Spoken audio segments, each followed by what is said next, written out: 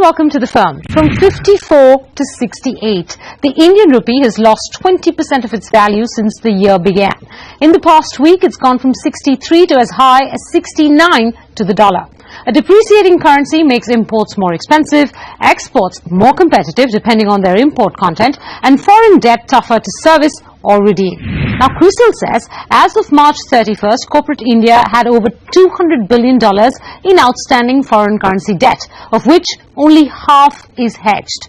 That's one of the bigger problems facing India Inc., but surely not the only one. To better understand how companies are being impacted by the falling rupee, the consequences of a prolonged impact and possible mitigation, I am joined by Kaushik Chatterjee, Group CFO at Tata Steel, D. Muthukumaran, the Head of Group Corporate Finance at the Aditya Birla Group, Burgess Desai, Managing Partner of a leading law firm JSA, and P.R. Ramesh, the Chairman of well-known audit firm Deloitte Haskins & Sells. Gentlemen, to all four of you, a very, very warm welcome. Kaushik, I'd like to start with you first, and to add to the data that I put in my introduction, I also want to bring up another piece of CRISIL's analysis, and that is that when analyzing the liquidity of 11,500 firms that CRISIL rates, it indicates that cash accruals will be sufficient to service only 2/3 of those firms' maturing term debt of over ₹1 trillion this financial year, which means that the remaining 1/3 is going to be very difficult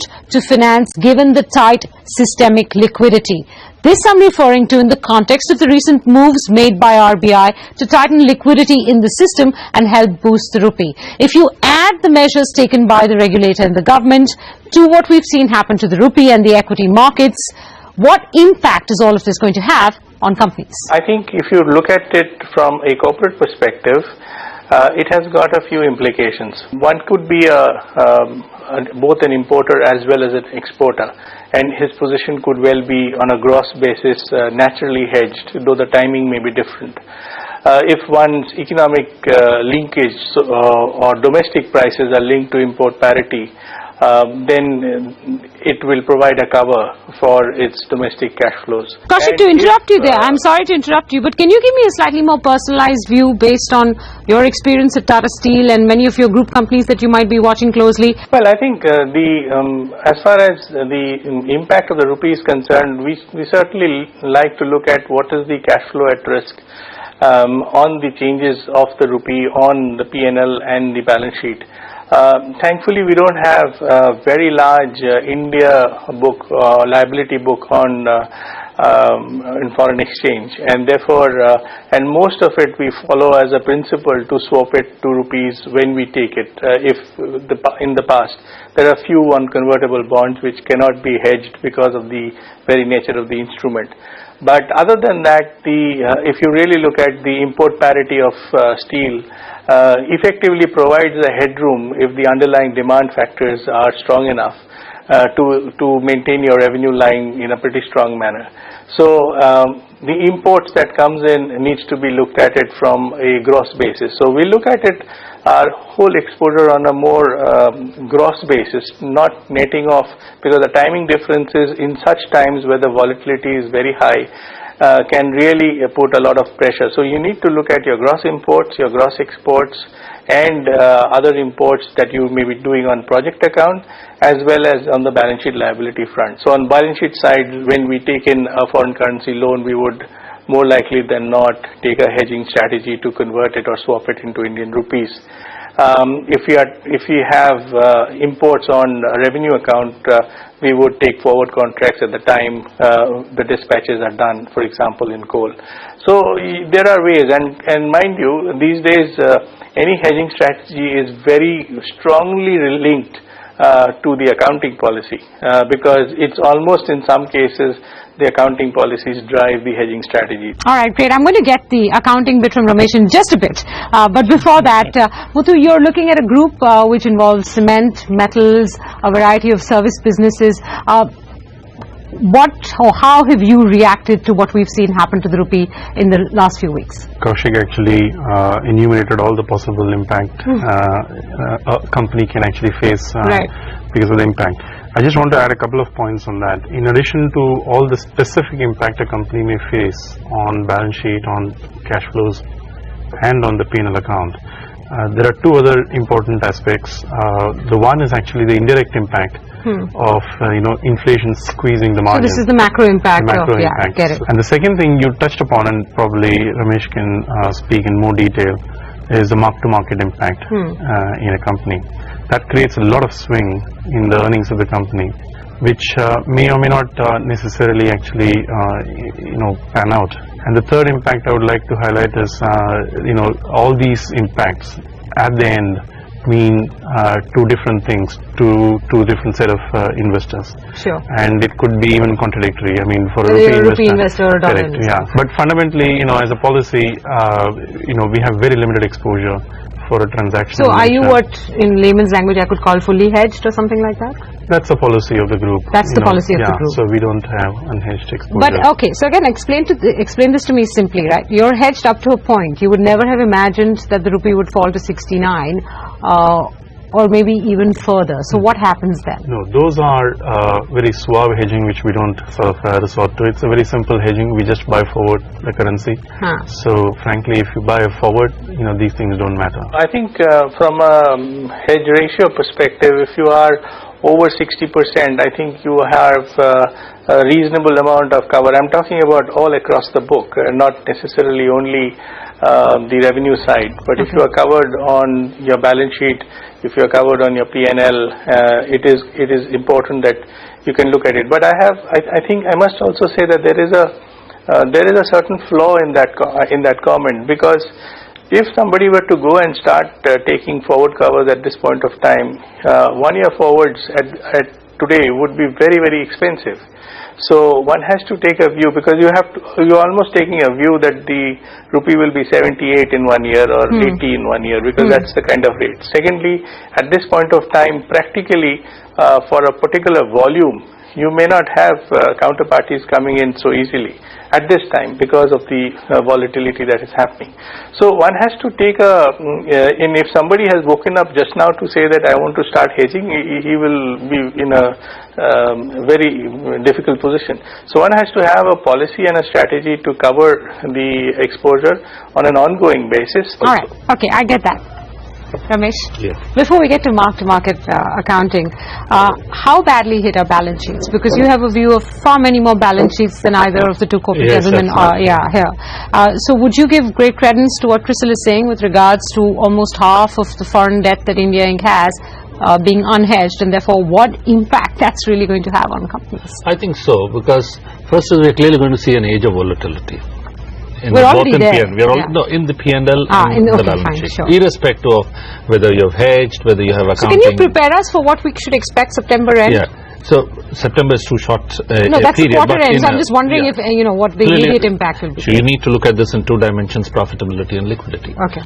When you look at liquidity, if there is a default, and the default will automatically require classification of a debt, not just the installment amount, but the entire debt as current. So that applies only to not just that particular debt. There could be generally cross-default clauses, so it could trigger a right of recall, and that has an accounting implication where you classify everything as current, and it then leads to the question: is the assumption of going concern valid? Should the accounts be prepared on going concern? So you'll see a host of qualifications coming up in relation to going concerns. The second is, if the impact on profitability is adverse, it triggers yet another test, which is the impairment test on all what you're carrying forward in your assets, your long fixed assets, your investments, and that is based on projected cash flows, and those projected cash flows will not, in many cases, support the carrying value of the assets, and that will require an additional charge. Now this is irrespective of liquidity. I'm just talking of purely an accounting impact based on the scenario. Then the third, we spoke about hedging. Yes, if you've hedged in perhaps the way Muthu is speaking about, or Kaushik is speaking about, the impact may be lesser. But not everybody hedges in that manner. Or most of them haven't, or half no, at least not haven't. necessarily. It depends on the type of hedging instrument and the hedge accounting which you follow. Now, if you have hedged in options may be out of money, so effectively there is no hedge. So the hedging instrument is worthless in a way. B, you will find if hedge becomes ineffective, that will lead to an accounting charge to the P&L. So that adds to, now here you have not even settled the instrument. It's not reached maturity. But the way the accounting treatment operates, you will see charges to P&L rising out of it. It also means that companies have now started revisiting their hedging strategy itself, because it raises the question, what do you hedge? Do you hedge a business plan and say, fine, I've planned for rupee at 65, I've covered, I'm all done, my accounts are fine? Markets will penalize you. Markets don't know your plan, that you've achieved plan. Markets will penalize you if you have not taken advantage of a worsening rupee if you're an export company, or a worsening rupee in case you're a non-export company and you're purely an import company. Either way. So you will definitely see companies revisiting the hedge and may not necessarily look long-term. As Kaushik said, long-term is expensive. So that itself will have an accounting implication and a charge to the P&L. I think these itself, a combination of all of these, and we've had this concession which was given from 2008 and which later got renewed in two ways. One is to spread the foreign currency charge. AS11. AS11, Para 46 and Para 46A, as they say. The second is it also permits capitalizing. In slang, it's called the backside saving measure, no? Well, it is not really, because what happens is you're only postponing this. It only spreads. Now, you have an accumulated charge. It adds further to it. So if a rupee moves to 70, you can't escape. There will be an additional charge. And if you're adding to capital merely because you're borrowed for assets, that value of you're increasing the carrying cost, carrying value of the asset, there's an even larger impairment charge. Okay, we've looked at the business, commercial, hedging impact, the accounting impact. I'm going to take it across to Burgess for the legal impact. Burgess, 3 or 4 years ago, right after the Lehman crisis, we saw a whole bunch of companies, and these were small and mid-cap sized companies that were stuck because of their forex derivative positions. We're not going to see that this time around. I think everybody burnt their fingers and learned from that lesson. But many of them are not hedged at all. Are companies coming to you asking you for help? Essentially, I think there are two broad compartments where the legal consequences are going to follow. One is, as you said, foreign currency denominated debt. There will be defaults in servicing the debt as well as in repayment on maturity. Right.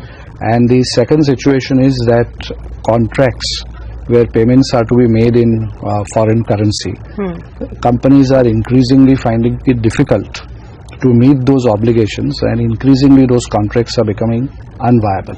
Those could be hedged contracts though, right? If you were a responsible company. In most commercial contracts, necessarily they have not been hedged. So there are instances which are now arising where companies have paid an advance, a substantial advance, but they would rather forego the advance and suffer the pain of forfeiture, but not go ahead with the rest of the contract. So these are, just to understand them correctly, supplier contracts or things like that that you're referring to. Yes. So we're going to see considerable contract failure because of the kind of currency impact that we're seeing. And that's going to lead to, obviously, to a lot of arbitrations. Most of these contracts have arbitration clauses. Right. There's going to be a spate of arbitrations. As far as foreign lenders are concerned. Yeah, are you seeing companies line up already and say, you know, help me with being able to reschedule this with my it's sort of in the offing. Okay. It's not yet happening in a very big way, but it's obviously going to happen if the situation continues any further or deteriorates any further. And increasingly the foreign lenders are becoming impatient in giving further time and in considering restructuring proposals.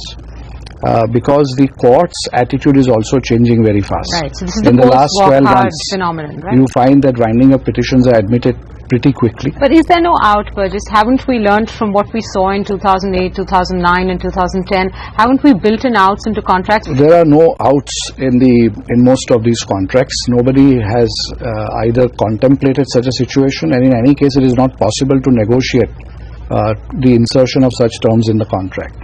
However, there is a doctrine which is developing internationally, which is not yet so much in India, and that is something different from a doctrine of frustration. As you know that a contract is frustrated if it becomes physically impossible to perform or it becomes unlawful. But this would amount to that, right? No, physically not impossible. really. I mean, 69, 70? Not really. See, the policy of the courts is that they won't rewrite your bargain.